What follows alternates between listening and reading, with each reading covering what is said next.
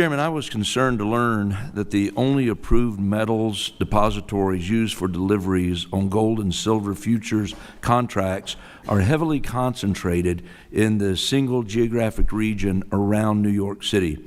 And this level of geographic concentration is troubling to me from a point of national security, market efficiency, and operational resiliency standpoint, which is why I chose to be an original co-sponsor of the Silver Act that seeks to correct this issue. After all, we've seen firsthand, whether through terrorist attacks like 9/11, extreme weather events like Hurricane Sandy, the New York region is not immune to disruption.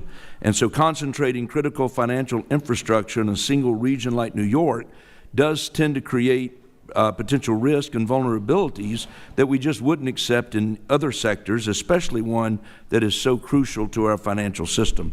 So with that, and our national security, this is why I believe geographic diversity is an important component of operational resilience and risk management. Mr. Chairman, let me ask you, while it made sense 100 years ago for these depositories to be located in the greater New York area, why in our modern age are they still centralized in a single location where they are susceptible to these kind of events, terrorist attacks, and foreign threats that I just mentioned?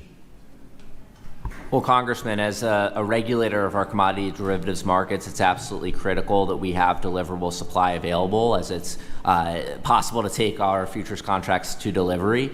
And to the extent there's concentration risk, that's certainly something that we'd evaluate as a regulator in ensuring that our contracts have integrity and that our markets are well functioning. So we applaud your leadership on this issue and would be happy to work with your office on it.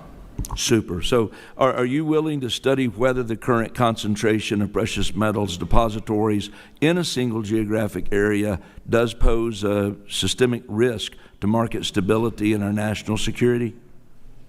Well, Congressman, we'd certainly work together with your office to better understand the risks posed by this concentration. Super.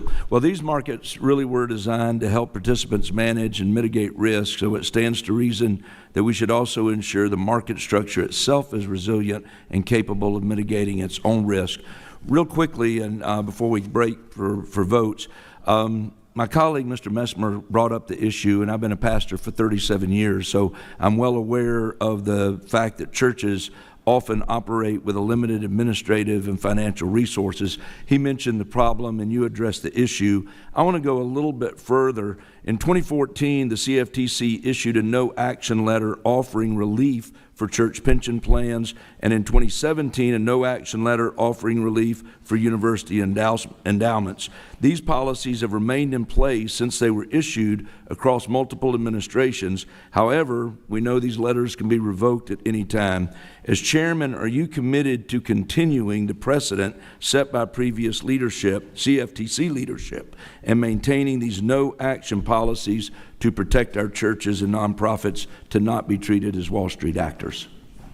Well, Congressman, I'm glad you raised this. I think it's critical that we actually take a lot of these no action letters and codify them and rules so that they have longevity, because there is always this risk that a future chairman or future commission will come along and pull those letters. So we'll certainly continue to keep that in place, but we'd like to work on trying to finalize and codify these as rules. Agree with you 100%. We didn't want to codify it, but just wanted to know that you were on the same page here and moving forward. And with that, Mr. Chairman, I yield back.